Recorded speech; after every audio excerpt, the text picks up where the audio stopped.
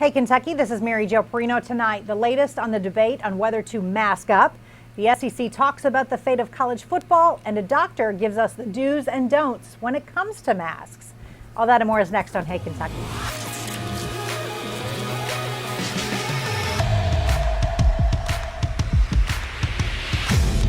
Welcome to Hey, Kentucky with LEX 18 Sports Director Keith Farmer. And Keith, we do have a lot of sports to actually get to today, which is nice.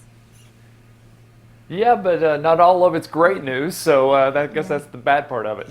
Yeah, that is the bad part of it. And this is why there's some bad news, because the coronavirus cases continue to trend upward, not just across the state, but across the country.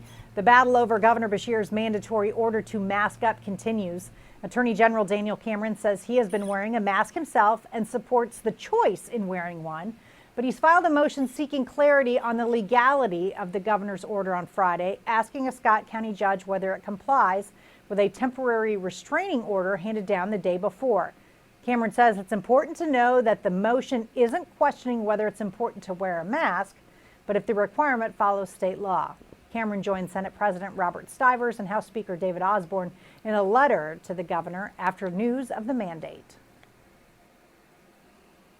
Some communication with the governor prior to the orders that he's put forth.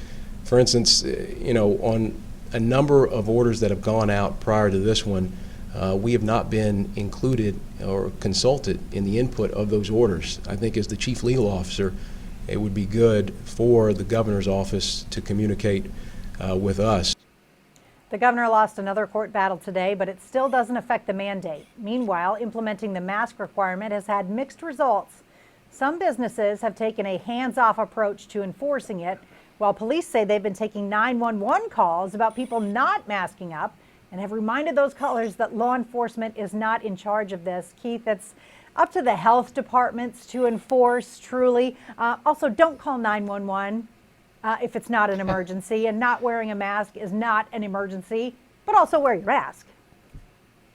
Yeah, but you don't, again, call 911. No, it's just this tough place that businesses are put in. As I mentioned last week, it's good that it gave them the power to say, hey, we'd like for you to wear a mask. But a lot of them just saying, look, if you're not wearing one, we're just going to assume that you fall into that category of someone who is not able to wear one, and a lot of businesses just don't want to deal with it. They don't want to upset their customers, and that's the route they're taking. They've been locked down for a couple of months. They need people to come in. They need revenue, so it's a tough balance. Yeah. While state leaders are deciding how schools can reopen during the pandemic, they're also wondering if they're going to have enough employees.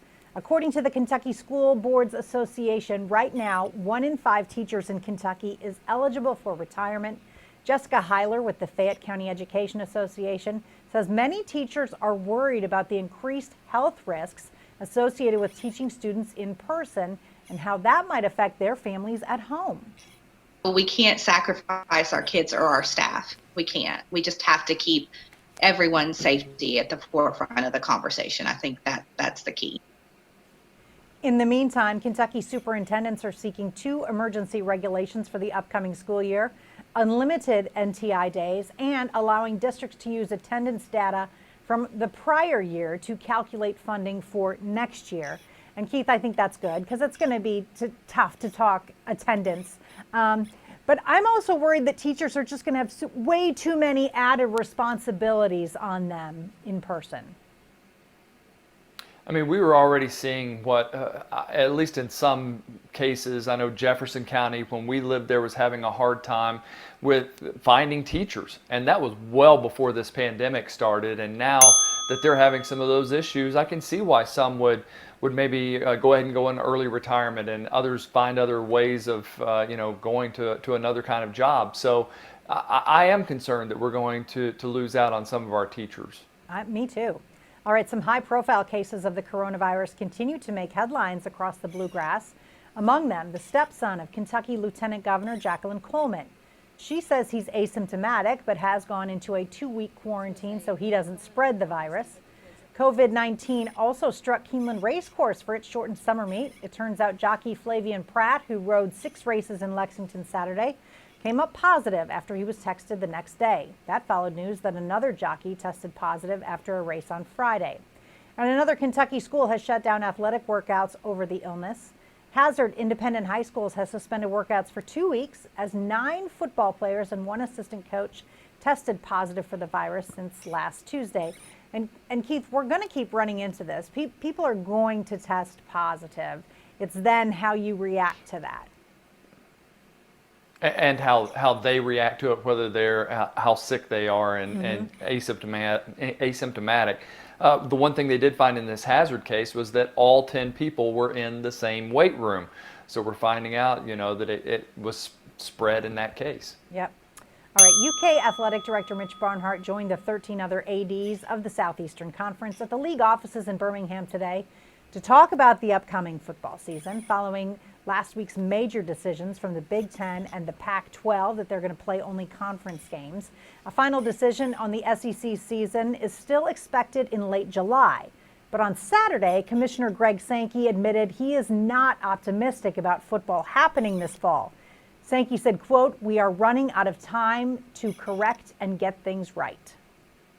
We put a medical advisory group together in early April with the question of what do we have to do to get back to activity? And they've been a big part of the conversation. But the direct reality is not good. Meanwhile, UK football did give us some good news on the testing front as every player and staff member has come up COVID-19 free. But the headlines are still filled with delays for football. The National Junior College Athletic Association has become the latest to announce a delay until the spring. Keith, I would imagine the SEC is probably going to follow suit of the other Power 5 conferences and that they will all kind of resort to, at least for now, conference opponents only. I kind of expect the same. I think in this case, Greg Sankey, obviously the CEO of the conference, he's the guy that makes the big decisions. I just don't think he wanted to make this decision on his own.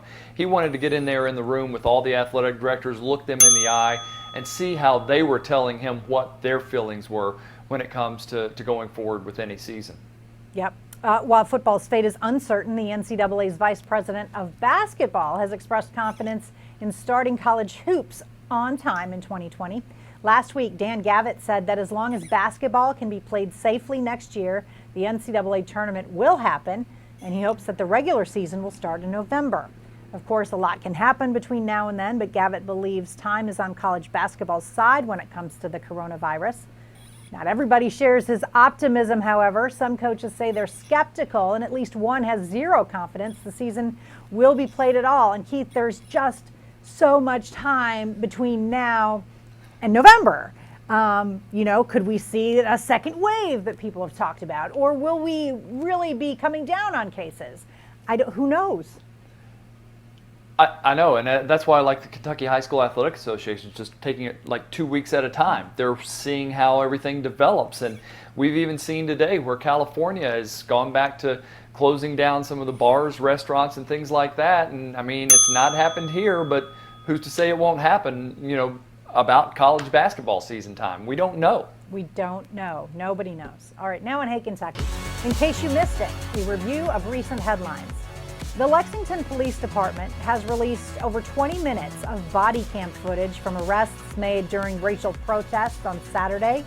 5 demonstrators were arrested after allegedly disobeying orders given by officers not to block the streets. Meanwhile, Senate Majority Leader Mitch McConnell has suggested he's not certain about attending next month's Republican National Convention in Florida due to the coronavirus. In recent weeks, the 78-year-old has become one of the GOP's loudest cheerleaders for wearing a mask. And most new laws approved during this year's regular session of the General Assembly will go into effect this Wednesday. The new laws include voter ID and animal abuse reporting by veterinarians. Up next on Hey Kentucky, a doctor gives us a look at the do's and don'ts of masking up. Dr. Ravi Johar with United Healthcare shares his insights on how to wear your mask appropriately. Stay with us.